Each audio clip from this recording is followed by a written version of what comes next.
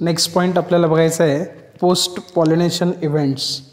ना what mean by the pollination. Pollination आपण कशाला म्हणतो तर transfer of pollen grain from anther to stigma is called as a pollination. म्हणजे काय तर लक्षात ठेवा, this is called as a anther lobe. It is a bilobed, biathecous or diathecous, tetralocular.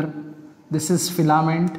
Okay, and in this anther lobe the microspores are formed. The process is called as a microsporogenesis. That is the formation of microspore, and microspores are definitely they are called as a pollen grains. The microspores, that is pollen grain which is haploid. Okay, these pollen grains are formed inside the microsporangium, that is pollen sac, and at maturity when the anther lobe get mature, the anther get burst and there is a release of pollen grain. That pollen grains with the help of air or with the help of insects or water, it reaches up to the stigma of female reproductive part. This is stigma. Okay, this is called as a stigma, and these pollen grains are land on stigma. These pollen grains land on stigma, and this process is called as a pollination. Okay, त्याला आपण pollination म्हणतो. Second event is actually post pollinated event. That is after pollination is considered as a post pollination. Remember one thing, these pollen grains land on a stigma. Now after landing on a stigma, what happens? First we have to see the structure of pollen grain. This is intine in yellow color. This is intine. Okay, and outside the intine there is a presence of this very important exine which is made up of sporopollenin, non-biodegradable material. This is pollen grain, and this pollen grain is land on this stigma. This is the stigma, receptive part of the female reproductive tract, and this is the style. Okay, when this stigma when this pollen grain land on this stigma, हा pollen grain ज्यावेळेस stigma वरती येणार आहे, this stigma secretes its own secretion. It secretes sugary secretion. Pollination आपण बघितलं. थोडंसं interrupt झालेला होता व्हिडिओ, परत एकदा मी सांगतोय. तर मगाशी मी सांगत होतो की हा पोलन ग्रेन आहे. This is pollen grain. याच्यामध्ये भरपूर सायटोप्लाझम प्रेझेंट आहे. हे इंटाइन येलो कलरमध्ये मी दाखवलेलं ते इंटाइन आहे, आणि बाहेरच्या बाजूला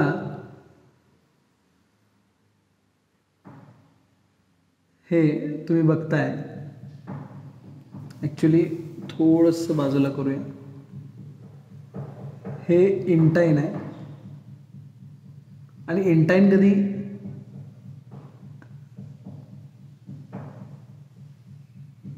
बाहेरच्या बाजूला एक्झाइन आणि आतल्या बाजूला इंटाइन आहे. इंटाइन कंटिन्युअस असतं, एक्झाइन इंटरप्टेड असतं. बघा, तर याला मी नाव देतो इंटाइन. हे post pollinated event after pollination, आणि बाहेरच्या बाजूला जो पार्ट आहे त्याला मी म्हणतो एक्झाइन. इंटाइन आणि एक्झाइन असे दोन पार्ट आहेत. आतल्या बाजूला सायटोप्लाझम प्रेझेंट आहे. हा जनरेटिव्ह सेल आहे आणि हा ट्यूब सेल आहे. ओके, नाव this is the stigma where the pollen grain is actually land on.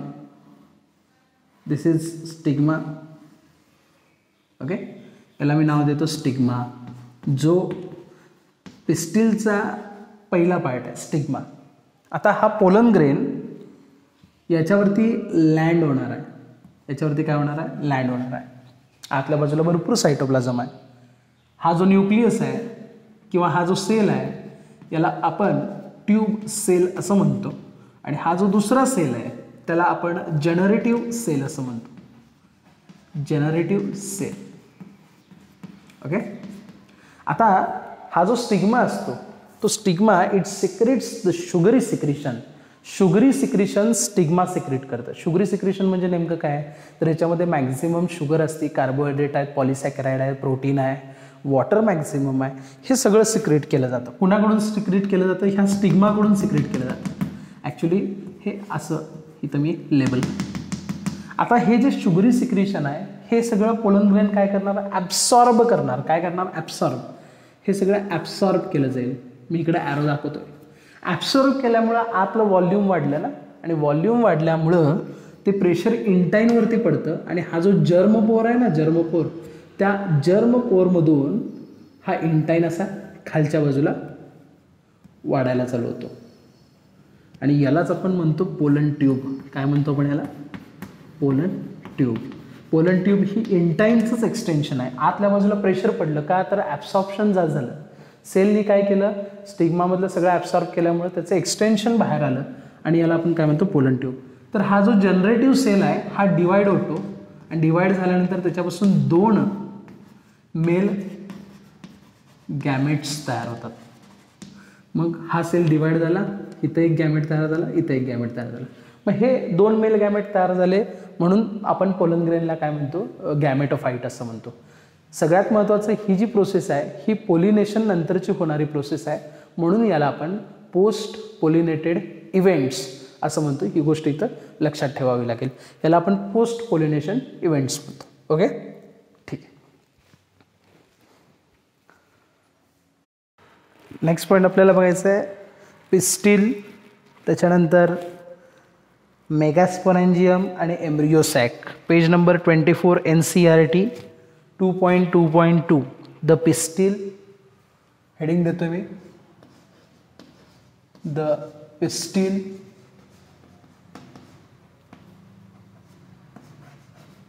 Megasporangium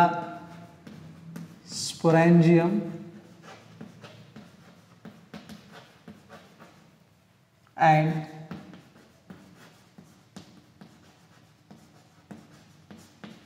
embryo sac. 3 part आपल्याला बघायचे आहेत. ॲक्च्युली फिमेल रिप्रोडक्टिव्ह पार्टच आहे, पण यामध्ये वेगवेगळे जे कंडिशन्स किंवा टर्मिनॉलॉजीज आहेत त्या टर्मिनॉलॉजीज आपल्याला माहीत असणं फार गरजेचं आहे. तर सगळ्यात आधी आपण बघतो pistil.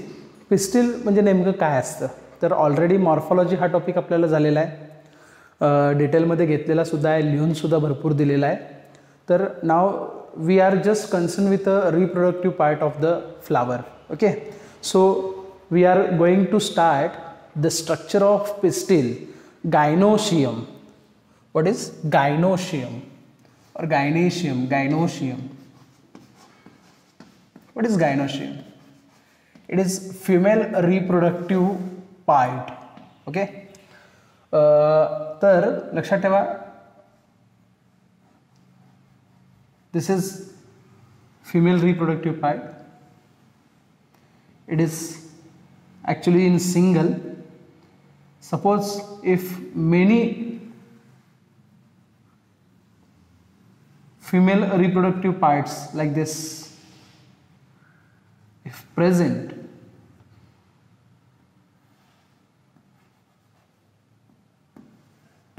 like this, this is called as a gynoecium. Okay, it is actually supported by, this is thalamus. हे थॅलामस आहे, आणि त्याच्या बाजूला मग हे अँथर्स आहेत. ओके, अँथरची काही गरज लागणार नाही, पण माहीत असू देत म्हणून. ह्याला आपण गायनेशियम म्हणतो. मधला जो पूर्ण पार्ट आहे याला आपण गायनेशियम म्हणतो. तर हा गायनेशियमचा पार्ट आहे. मग नेमकं पिस्टिल कशाला म्हणायचं? जर इंडिव्हिज्युअल घेतलं like this, this is individual,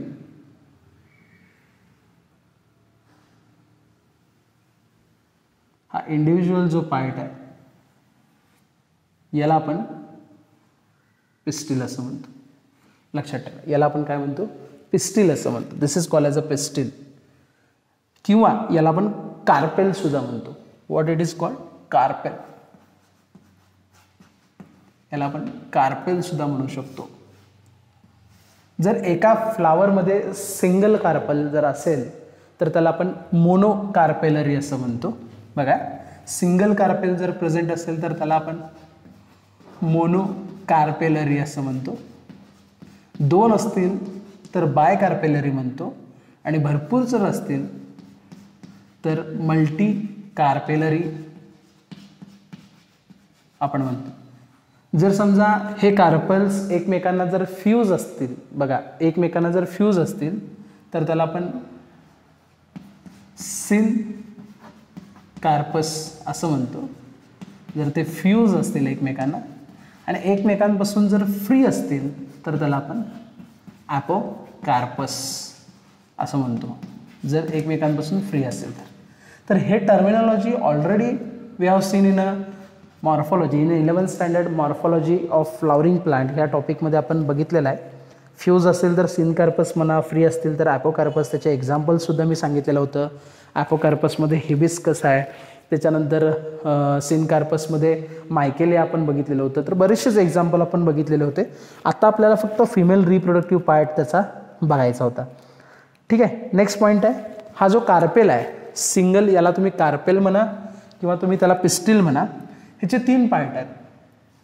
पहिला जो पार्ट आहे त्याला आपण स्टिग्मा असं म्हणतो, लक्षात ठेवा. या पार्टला आपण स्टिग्मा म्हणतो, ज्याच्यावरती पोलन ग्रेन लँड होणार आहे त्याला आपण स्टिग्मा म्हणतो. त्याच्यानंतर हा जो पूर्ण कॉलम लाईक स्ट्रक्चर जे किंवा पाईप लाईक स्ट्रक्चर जे आहे, पाईप जी आहे तिला आपण स्टाईल असं म्हणतो, स्टिग्मा, स्टाईल. हे दोन्हीही पार्ट स्टराईल पार्ट आहे. म्हणजे काय, डायरेक्ट त्यांचा रिप्रोडक्शनमध्ये त्यांचं पार्टिसिपेशन नाही आहे, त्यामुळे हे 2 पार्ट स्टराईल. आणि खालचा जो सोलन पार्ट आहे, हा सोलन जो पार्ट आहे याला आपण ओव्हरी असं म्हणतो, आणि हा फर्टाईल पार्ट आहे. हा पार्ट कसा आहे, फर्टाईल पार्ट आहे, कारण रिप्रोडक्शनमध्ये ह्याचं पार्टिसिपेशन असतं. हा सोलन जो पार्ट आहे तो कशावरती प्रेझेंट आहे, तर खालच्या बाजूला थॅलामस प्रेझेंट आहे. कंडेन्स्ड शूट जो पार्ट आहे त्याच्यावरती हे प्रेझेंट. या टाईपमध्ये हे कार्पेल किंवा ह्याला आपण पिस्टिल असं म्हणतो. सिंगल असेल तर त्याला मोनोकार्पेलरी म्हणायचं, 2 असतील तर त्याला बाय कार्पेलरी म्हणायचं, 4 असतील तर टेट्रा कार्पेलरी म्हणायचं, भरपूर असतील तर म्हणजे मेनी असतील तर पॉलीकार्पेलरी असं म्हणायचं. सिनकार्पस म्हणजे हे कार्पल जर एकमेकांना इथं कसे फ्यूज आहेत, फ्यूज असतील तर त्याला सिनकार्पस म्हणायचं, आणि एकमेकांपासून फ्री असतील तर त्याला आपण म्हणतो ॲपोकार्पस. मॉर्फॉलॉजीमध्ये एकदा ह्या सगळ्या गोष्टी बघून घ्यायच्यात आपल्याला. ओके, तर स्टिग्मा, स्टाईल आणि ओव्हरी असे 3 पार्ट आहेत. आतल्या बाजूला पॅरेन्कायमाटस एक लाईन आहे. या लाईनला आपण प्लासंटा असं म्हणतो. या लाईनला आपण काय म्हणतो, प्लासंटा. आपण प्रिव्हियसली आपण प्लासेंटेशन हा फिनॉमिनॉन बघितलेलं होतं. ॲक्झेल असेल, सेंट्रल प्लासेंटेशन असेल, त्याचे एक्झाम्पल्स आपण बघितलेले. प्लासेंटा, आणि ह्या प्लासेंटाला छोटे छोटे स्ट्रक्चर अटॅच आहेत. ह्या छोट्या स्ट्रक्चर्सना आपण ओव्ह्यूल असं म्हणतो, किंवा त्या ओव्ह्यूलला सगळ्यात महत्त्वाचा वर्ड आहे मेगा स्पोरॅन्जियम असं म्हणतो. काय म्हणतो आपण त्याला, मेगा स्पोरॅन्जियम. तर ही इनिशियल इन्फॉर्मेशन आहे या पिस्टिलबद्दल. तर याच्या पुढचं आपण बघूया. नेक्स्ट पॉईंट आपल्याला बघायचं आहे, we have to see the structure of megasporophyll. Already we seen in a last lecture what is megasporophyll. Megasporophyll हे काय आहे आपण बघितलेलं आहे. नाव मेगा स्पोर ज्याच्यामध्ये तयार होतो त्याला आपण मेगा स्पोरोफिल असं म्हणतो. Megasporophyll, phyll in the sense leaf or whorl, WHORL. It is female whorl. याला आपण फिमेल वोर्ल असं म्हणतो. फिमेल रिप्रोडक्टिव्ह स्ट्रक्चर आहे, फिमेल वोर्ल असं म्हणतो. त्यातला एक गायनेशियम, गायनेशियममधला एक सेपरेट जर आपण कन्सिडर केला, हा स्टिग्माचा पार्ट आहे. This is stigma.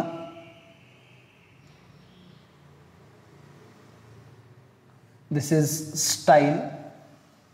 Okay, and this one is the solan basal part called as ovary, stigma, style and ovary. Okay, this is called stigma.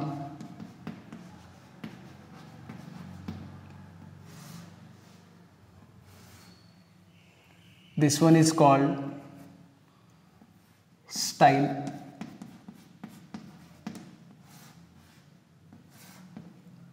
And this is solan basal fertile part. It's called as ovary.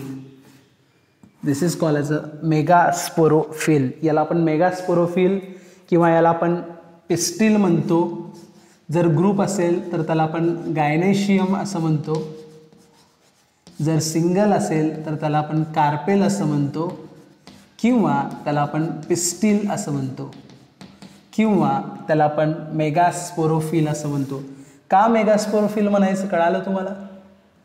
कारण ह्याच्यामध्ये megaspore तयार होणार आहे, म्हणून आपण त्याला megasporophyll असं म्हणतो. हे स्पोरोफायटिक जनरेशन आहे. त्याच्यानंतर प्लासंटाबद्दल मी सांगितलेलं होतं तुम्हाला.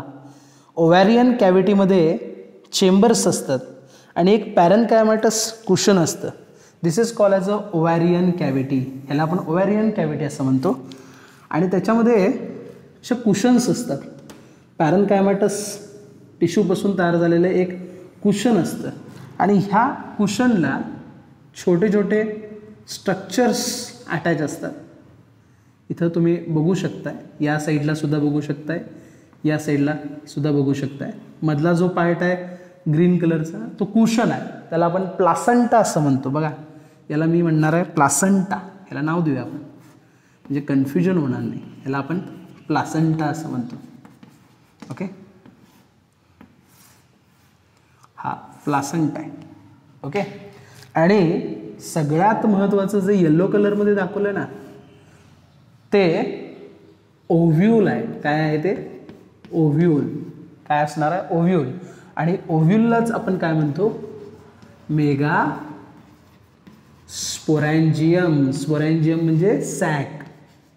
मेगा स्पोरॅन्जियम याला आपण काय म्हणतो? ओव्ह्यूल, किंवा त्याला आपण म्हणतो मेगा स्पोरॅन्जियम. मग आपला फोकस कुठे जास्त जायला पाहिजे तर तिथं स्टार करून ठेवतो. या ठिकाणी आपला फोकस जास्त पाहिजे ओव्ह्यूलला, मेगास्पोरॅन्जियम. आणि त्याचं स्ट्रक्चर आपल्याला डिटेलमध्ये बघायचं आहे. आता हे जे ओव्ह्यूल्स आहेत, ह्या ओव्ह्यूलचे 6 टाईप्स आपल्याला बघायला मिळतात. एक आहे ऑर्थोट्रॉपस ओव्ह्यूल. ओव्ह्यूलचे 4 टाईप आपल्याला बघायला मिळतात. ओव्ह्यूल कुठं आहे कळालं? 6 टाईप बघायला मिळतात. ओव्ह्यूल कुठं आहे कळालं?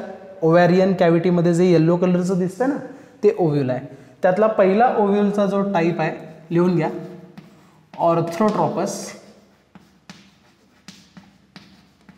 दुसरा जो टाईप आहे ॲनाट्रॉपस.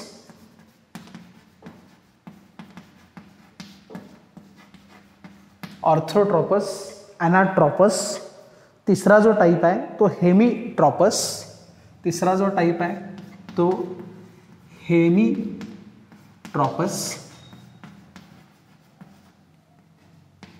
हेमीट्रॉपस लिहून घ्या. चौथा जो टाईप आहे तो ॲम्फिट्रॉपस. चौथा जो टाईप आहे तो ॲम्फिट्रॉपस. पाचवा जो टाईप आहे तो सर्किनोट्रॉपस. सर्किनोट्रॉपस. सर्किनोट्रॉपस.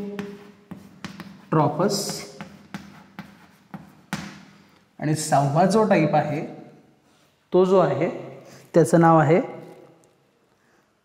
कॅम्पिलोट्रॉपस. कॅम्पिलोट्रॉपस. हे ॲक्च्युली NCERTच्या सिलेबसला हे नाही आहे. आधी एम्स असायचं, एम्सच्या सिलेबसला होतं, पण आता नाही आहे. ऑर्थोट्रॉपसची डायग्राम मी ग्रुपवरती तुम्हाला देणार आहे. ॲनाट्रॉपस मी स्वतः शिकवणार आहे. ॲम्फिट्रॉपस, हेमीट्रॉपस, सर्किनोट्रॉपस आणि कॅमिलोट्रॉपस. हे 6 टाईप ह्या ओव्ह्यूलचे आहेत. म्हणजे त्याचा शेप कसा आहे त्याच्यावरून हे टाईप पडलेत. पण आपल्याला जो टिपिकल बघायचा आहे त्याला मी रेड कलरनी बॉक्स टाकतो. तो म्हणजे कुठला आहे?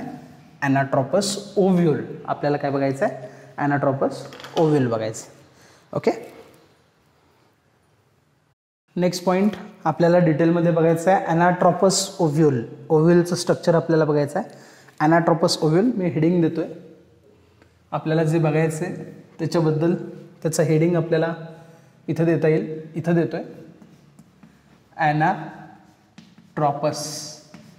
कॉमन असतं हे ॲनाट्रोपस ओव्ह्यूल.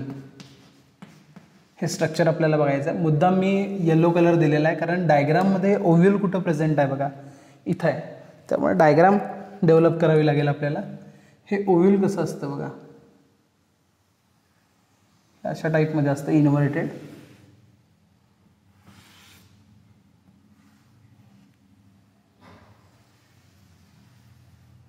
हे असं स्ट्रक्चर आहे.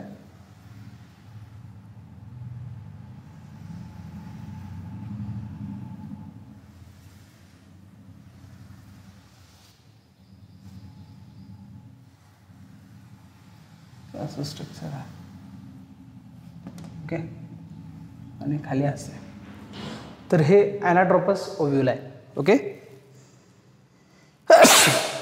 हे ॲनाट्रोपस ओव्ह्यूल जे असते ते इंटिग्युमेंटेड असतं. इंटिग्युमेंटेड म्हणजे काय मी तुम्हाला सांगणार आहे. आता हे स्पर्मॅटोफाइट्स आहे. फाउंड इन स्पर्मॅटोफाइट्स म्हणजे सीड्स तयार होतं याच्यामध्ये. सीड कसं तयार होतं हे सुद्धा बघायचं. तर हा मधला जो आहे तो हा प्लासेंटाचा पार्ट आहे. तर हे प्लासेंटाला अटॅच असतं, लक्षात ठेवा. This is called as a placenta आहे. हे प्लासेंटा आहे. आणि वरचा पूर्ण पार्ट मी येल्लोमध्ये दाखवायला पाहिजे होतं, पण डायग्राम आपण व्हाईट चॉकने काढावी लागते आपल्याला, त्यामुळे आपण ती काढलेली आहे. हा ॲनाट्रोपस ओव्ह्यूलचा पार्ट आहे. ह्याला आपण लेबल करू. हा जो पार्ट आहे याला आपण चलाजल एंड असं म्हणतो. चलाजा. ओके. त्याच्या अपोजिट, आता ह्याला ॲरो करू इथं. त्याच्या अपोजिटचा जो पार्ट आहे, एंड आहे, ह्याला आपण मायक्रोपाईल एंड असं म्हणतो. मायक्रोपाईल एंड याला आपण म्हणतो चलाजा और चलाजल एंड म्हणतो. ओके. त्याच्यानंतर बाहेरच्या बाजूला दोन कवरिंग दिसतात.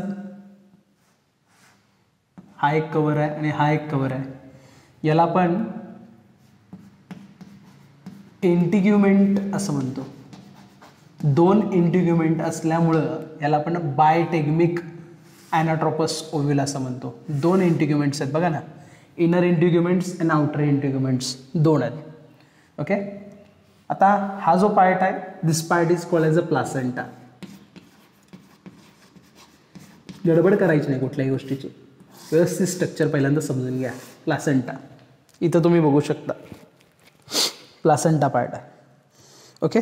आणि एक छोटीशी सेगमेंट मी याच्यामध्ये दाखवणार आहे, ती सगळ्यात महत्त्वाची आहे. हे सगळ्यात महत्त्वाचं आहे. थोडंसं जाड दाखवावं लागेल आणि डार्क दाखवावं लागेल. हा पार्ट आहे. ओके. ग्रीन कलरचा जो पार्ट आहे त्याला आपण राफी असं म्हणतो. काय म्हणतो आपण त्याला? Rafi. Rafi. Okay. This is called as अ राफी. त्याला आपण राफी असं म्हणतो. आणि त्याच्या वरच्या बाजूला चलाजाचा पार्ट आहे. ओके. त्याच्यानंतर हायलम आणि फ्युनिक्युलस हे सगळ्यात महत्त्वाचे पॉईंट आहे. याला आपण म्हणतो फ्युनिक्युलस. स्टॉक असतो ना, त्याला आपण फ्युनिक्युलस असं म्हणतो. जो प्लासेंटाला जोडलेला असतो त्याला आपण फ्युनिक्युलस असं म्हणतोय. बघा इथं प्लासेंटा आहे आणि त्याला लागून इथं जोडलेला जो पार्ट आहे तो फ्युनिक्युलस आहे. आणि इथं जे तुम्हाला नॉच बघायला मिळतं त्याला आपण हायलम असं म्हणतो. काय म्हणतो त्याला आपण? हायलम. ब्लॉक टाकतोय मी सगळ्या पॉईंट्सला. हायलम असं म्हणतो आपण त्याला. आता त्यानंतर आतल्या बाजूला ॲक्च्युली एक टिश्यू प्रेझेंट आहे. आतल्या बाजूला टिश्यू प्रेझेंट आहे. तो टिश्यू मी पूर्ण येलो कलरमध्ये दाखवतोय. हा असा टिश्यू प्रेझेंट आहे. हा असा टिश्यू प्रेझेंट आहे सगळीकडे.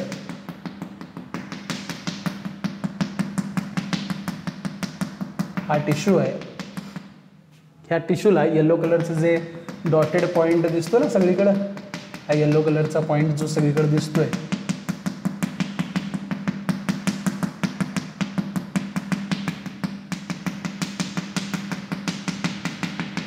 हा येलो कलरचा जो पॉइंट दिसतो ना, याला आपण न्यूसिलस असं म्हणतो. काय म्हणतो आपण याला? न्यूसिलस. Okay, this is called as अ न्यूसिलस.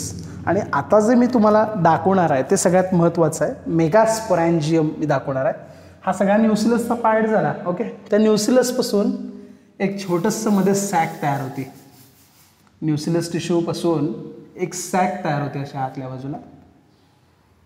हे बघा, ही दिसते, दिस इज सॅक. ह्या सॅकला आपण त्याच कलरमध्ये मी नाव देतोय, ह्याला आपण म्हणतो एम्ब्रियो सॅक. काय म्हणायचं त्याला? Embryo sac. ही एम्ब्रियो सॅक जी असती ती 7 सेल्ड 8 न्यूक्लिएटेड असते. आणि हा बराच वेळेला क्वेश्चन नीटला विचारलेला आहे, MST-CETला विचारलेला आहे. 7 सेल्ड 8 न्यूक्लिएटेड स्ट्रक्चर आहे. ओके, ते सगळ्यात महत्त्वाचं स्ट्रक्चर आहे. तर आपण जो बघितला तो पार्ट एम्ब्रियो सॅकचा पार्ट आहे. एम्ब्रियो सॅक आपण बघतोय. Okay, embryo sac. त्याच्यानंतर त्या एम्ब्रियो सॅकमध्ये या साईडला 3 सेल आहेत, 1, 2 आणि 3. आणि या साईडला 3 सेल आहेत, 1, 2 आणि 3. ओके, आणि मध्ये सेकंडरी न्यूक्लियस प्रेझेंट आहेत. म्हणजे इथं 2 सेकंडरी न्यूक्लियस, म्हणजे इथं 2 न्यूक्लियस, इथं 3, इथं 3. म्हणजे टोटल किती न्यूक्लियस झाले? 8 न्यूक्लियस झाले. आणि सेल किती झाले? 7 सेल झाले. मधला सेल डिप्लॉइड आहे. ओके, म्हणून एम्ब्रियो सॅक जी असती ती कशी असते? 7 सेल्ड 8 न्यूक्लिएटेड स्ट्रक्चर असतं. काय म्हणायचं? 7 सेल्ड 8 न्यूक्लिएटेड स्ट्रक्चर. ते आपण डिटेलमध्ये पुढं बघायचंच आहे. तर हे जे सगळं आपण बघतोय हे स्ट्रक्चर जे आहे ते आपण ओव्ह्यूलचं स्ट्रक्चर बघतो. ओव्ह्यूललाच आपण काय म्हणतो? मेगास्पोरॅन्जियम. ओव्ह्यूलला आपण काय म्हणतो? मेगास्पोरॅन्जियम. मेगास्पोरॅन्जियम म्हणजेच कुठला ओव्ह्यूल आहे? ॲनाट्रोपस ओव्ह्यूल आहे. हे त्याचं नाव आहे, मेगास्पोरॅन्जियम. ओके, सगळ्यात महत्त्वाचं मी आता सांगितलेलं आहे. फिमेल पार्ट सांगतोय मी. आपलं न्यूसिलस झालं, इंटिग्युमेंट्स झालेलं आहे. ओके, फ्युनिकल आहे. हे सगळे स्ट्रक्चर्स आपण बघितलेले आहेत. आपण ॲनाट्रोपसचं एक्सप्लेनेशन बघायचं आहे. पहिला पॉईंट आहे एक्सप्लेनेशनमध्ये, पहिला पॉईंट आपण बघणार आहे तो म्हणजे ॲनाट्रोपस ओव्ह्यूल इज अ इंटिग्युमेंटेड मेगास्पोरॅन्जियम. मी काय सांगतोय बघा, हा जो ओव्ह्यूल आहे तो ओव्ह्यूल कुठं प्रेझेंट आहे हे आपण बघितलं. परत एकदा सांगतो, ओव्हरीमध्ये प्रेझेंट आहे. आता हा जो ओव्हरीचा पार्ट आहे ना, हा ओव्हरीचा पार्ट आहे, दिसतोय? This is part of ovary. ह्या ओव्हरीमध्ये मधल्या बाजूला प्लासेंटा प्रेझेंट आहे. This is called as a placenta.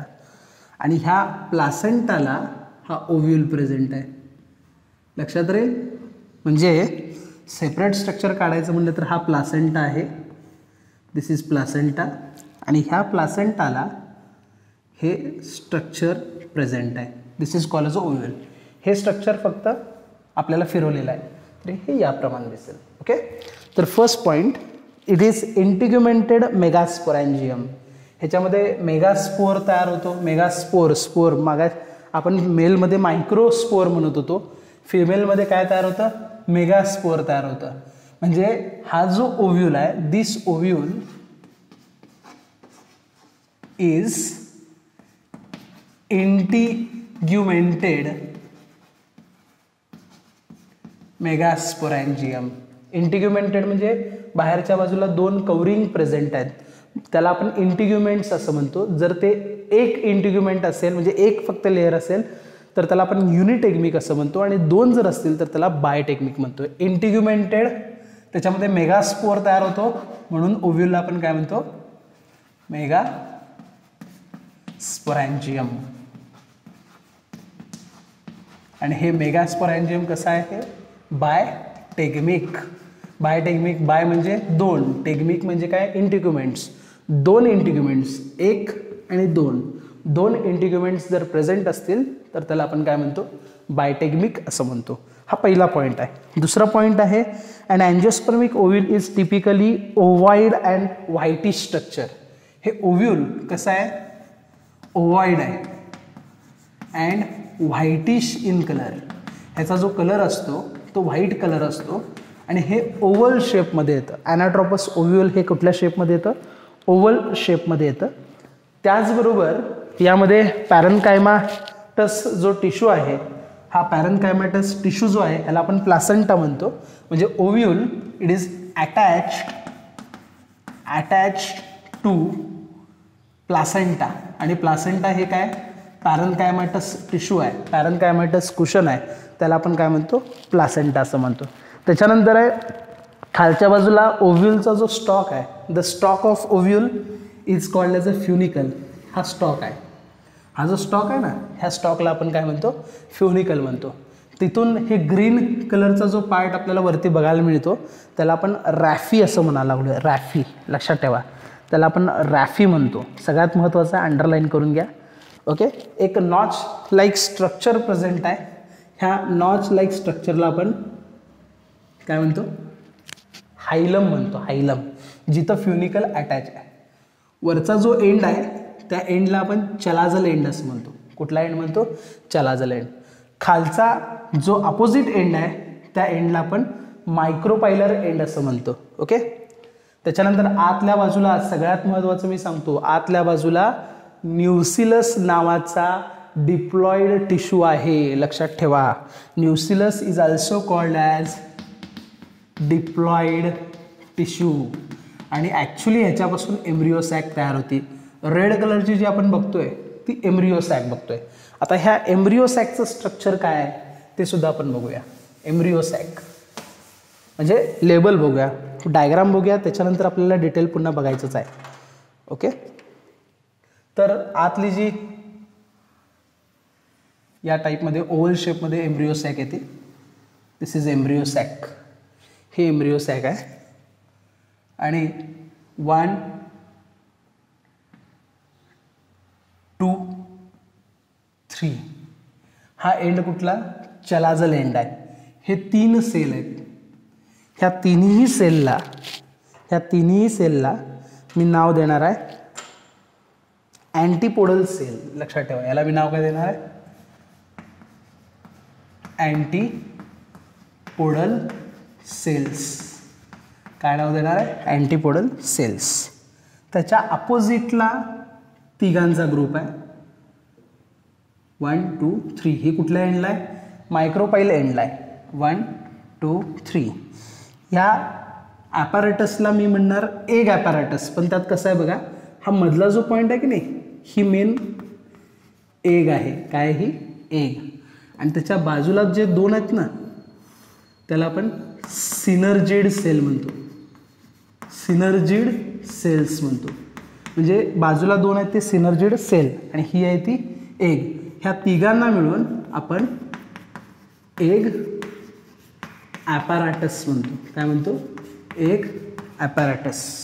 Okay, काय म्हणतो आपण त्याला, एग ॲपॅरेटस.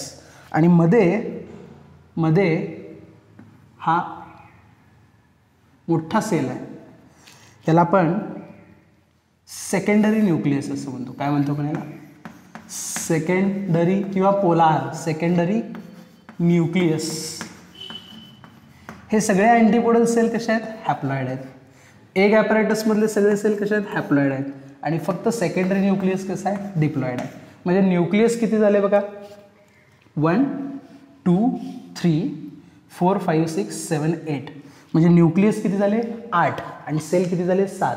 म्हणून एम्ब्रिओ सॅक ही 7 सेल्ड 8 न्यूक्लिएटेड असते.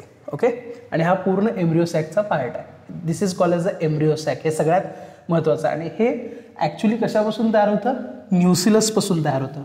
मी ते लिहून ठेवतो. ह्याच्यापासून काय तयार होतं, कसं तयार होतं ते मी सांगणार आहे. एम्ब्रिओ सॅक तयार होते.